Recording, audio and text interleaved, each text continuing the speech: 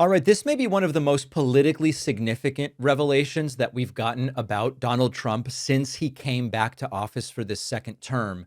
There's this new book we talked about earlier by New York Times White House reporters Maggie Haberman and Jonathan Swan.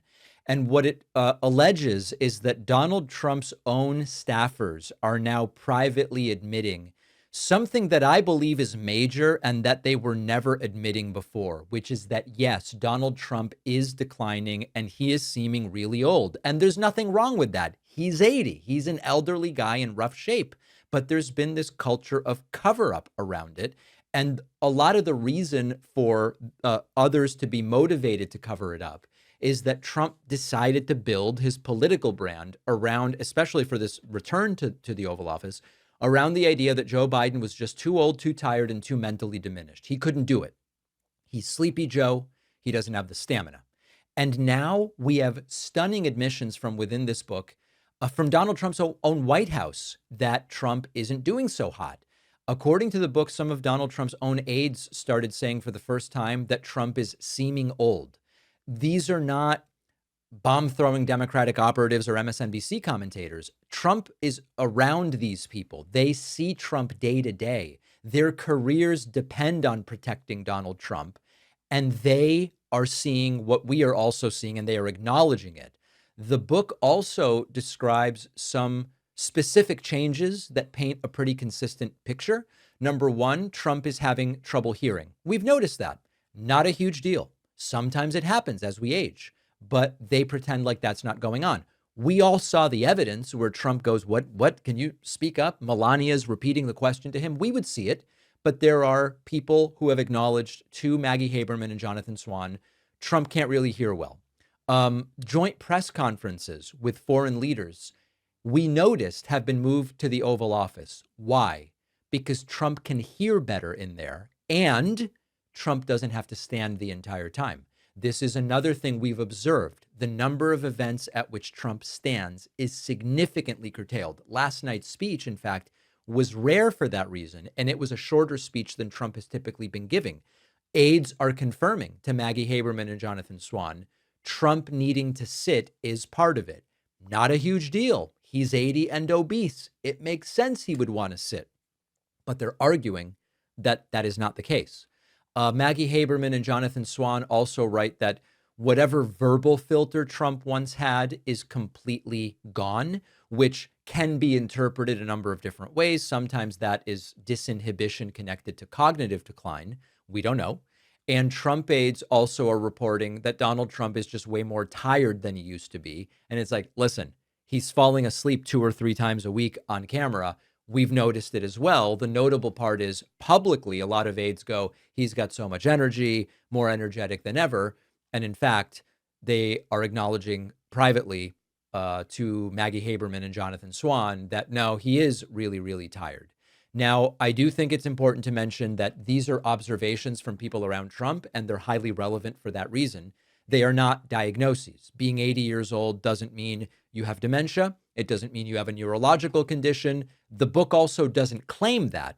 But what the book does say is that if you're really close to Trump, you are now acknowledging a lot of what we see publicly, and they won't publicly acknowledge. Privately, they are acknowledging it. And I think that this has a major sort of significance when it comes to the political implications. Hey, real quick, if you're watching on YouTube right now, would you mind hitting the subscribe button? As an independent show, metrics like subscriber count help us rank higher than the right-wing shows and higher than even corporate media channels, and keep building this progressive independent ecosystem. And if you're already subscribed, thank you. Every single one counts. Back to the clip.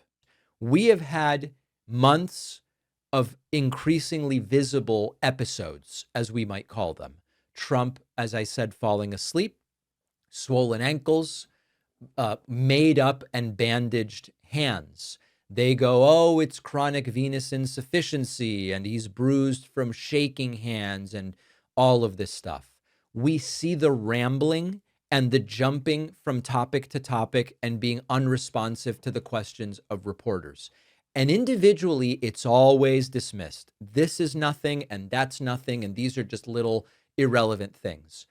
Physicians voters, other people usually look at patterns. These are not necessarily just isolated moments, these are patterns. And what Maggie Haberman and Jonathan Swan report is that the people around Trump are noticing these as patterns. They are not seeing these as isolated events. Again, the irony, Trump spent years insisting that Joe Biden was too old to serve. And age was central to Trump's argument as to why you should vote for him over Joe Biden when Biden was the nominee for 2024. And mental sharpness was a big part of that. Stamina, Trump regularly saying, you think sleepy Joe Biden could do this? Now Trump's the oldest president in history, not a crime.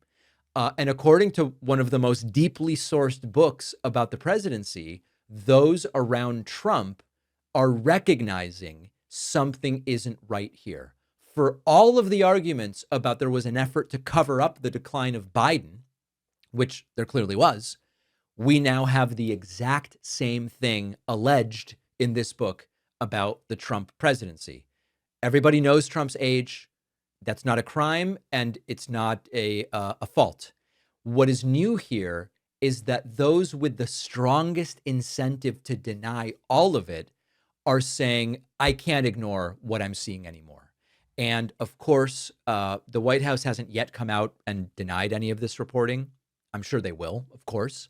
But the people around Trump and Maggie Haberman and Jonathan Swan, they're not going to make up quotes or anything like that. We can trust when they reported that this stuff took place. They are seizing on something that is not coming really as a shock to those of us who have been following this. We've observed all of this stuff publicly. It would be different and maybe less believable if the claims made to Haberman and Swan were completely opposite to what we see publicly. Imagine that we saw Trump wide awake at every event, not looking unhealthy, moving in a more healthy way, talking in a more healthy way. If that was the situation publicly, and then privately they go, oh, this guy can barely get out of bed in the morning, we would go, wow, that's really, it runs counter to what we're publicly seeing. That's not the case. What they are now privately acknowledging is exactly what we publicly see, which in addition to the reputation of Haberman and Swan makes me think, of course it's true. Will any of them have what it takes to say it publicly? Maybe, but I wouldn't be surprised if it takes them until Trump is gone to really acknowledge this stuff. Thanks for watching. Check out another one of our videos and make sure to subscribe so YouTube keeps our content in your feed. And if you prefer audio, subscribe to the podcast on Spotify or Apple.